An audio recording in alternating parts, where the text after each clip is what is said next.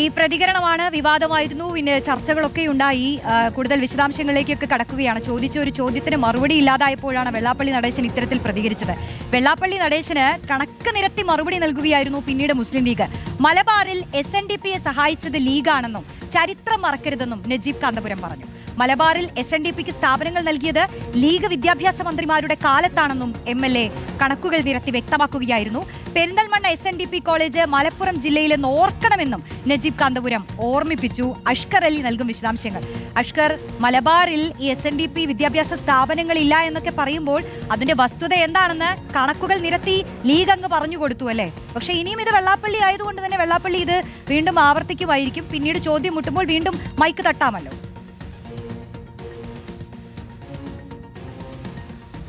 റോസ്റ്റേ, വെള്ളാപ്പള്ളിക്ക് ഒരു നേരിട്ട മറുപടി നൽകുന്നതിനപ്പുറത്തേക്ക് കണക്കുകൾ നിരത്തി തന്നെ മുസ്ലിം ലീഗ് വെള്ളാപ്പള്ളി ചരിത്രം ഓർമ്മിപ്പിക്കുമെന്ന് പറയേണ്ടി വരും.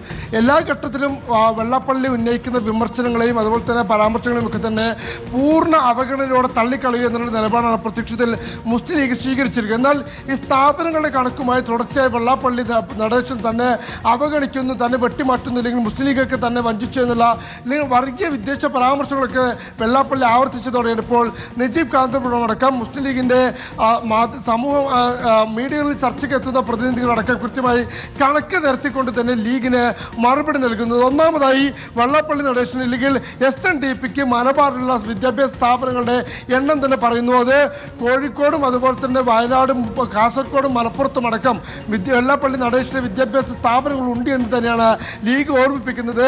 അത് പറയുന്നതിനപ്പുറം ഏത് കാലത്താണ് ആര് ഭരിക്കുമ്പോഴാണ് വെള്ളാപ്പള്ളിക്ക് അത് കിട്ടിയതെന്ന് കൂടി മുസ്ലിം ലീഗ് ചേർത്ത് പറയുന്നു എന്നതാണ് ഏറ്റവും പ്രധാനപ്പെട്ട കാര്യം. കാരണം ഇന്നലെ റയീസ് റഷീദിന്റെ ചോദ്യത്തിന് വെള്ളാപ്പള്ളി ഉത്തരം മുട്ടുകയും ഒരു പ്രതിരോധത്തിലാവുകയും ചെയ്തത് കഴിഞ്ഞ 9 വർഷം എന്തുകൊണ്ട് നിങ്ങൾക്ക് അനുമതി കിട്ടിയില്ല എന്നുള്ളതാണ്. അതിന് രാഷ്ട്രീയം മുൻനിർത്തിക്കൊണ്ട് തന്നെയാണ് മുസ്ലിം ലീഗിന്റെ വിദ്യാഭ്യാസ മന്ത്രിമാർ അഥവാ ആദ്യഘട്ടത്തിൽ CH മുഹമ്മദ് കോയ വിദ്യാഭ്യാസ മന്ത്രി ആയിരിക്കുന്ന കാലത്താണ് 1968 കോഴിക്കോട് ചേളന്നൂരിൽ SNDPക്ക് വിദ്യാഭ്യാസ സ്ഥാപനം ലഭിക്കുന്നത്. പിന്നീട് 95 കോഴിക്കോട് ചേളന്നൂരിലും അതുപോലെ കോഴിക്കോട് കൊയിലാണ്ടിയിലും വയനാട് പുൽപ്പറ്റയിലും SNDPക്ക് വിദ്യാഭ്യാസ സ്ഥാപനം ലഭിക്കുന്നുണ്ട്. അന്നത്തെ വിദ്യാഭ്യാസ മന്ത്രി എന്ന് പറയുന്നത് ET മുഹമ്മദ് ബഷീറാണ്. പിന്നീട് 2002ലും 2003ലും മലപ്പുറം ജില്ലയിലെ പെരിന്തൽമണ്ണയിലും അതുപോലെ തന്നെ കാസർഗോഡും രണ്ടിടങ്ങളിലും SNDPക്ക് വിദ്യാഭ്യാസ സ്ഥാപനം ലഭിക്കുന്നുണ്ട്.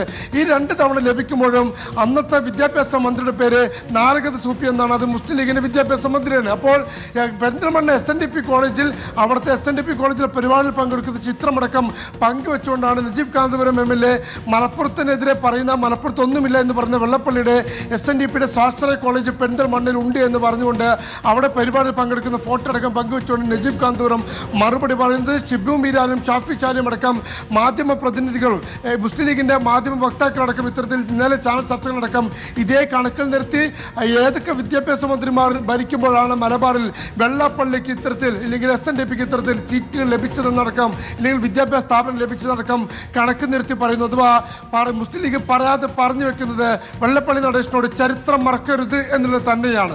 റോഷ്നി, ഓക്കെ, അപ്പോൾ വെള്ളാപ്പള്ളി നടേശനെ ചിലതൊക്കെ ഓർമ്മിപ്പിക്കുകയാണ് ലീഗ് ചെയ്തത്. ചില സംഭവങ്ങളൊന്നും മറക്കരുത്, ഉള്ളതൊന്നും ഒക്കെ ചൂണ്ടിക്കാട്ടിയാണ്, കണക്കുകൾ നിരത്തിയാണ് ലീഗ് നജീബ് കാന്തപുരം അടക്കം മറുപടി പറഞ്ഞത് വെള്ളാപ്പള്ളിയോട്.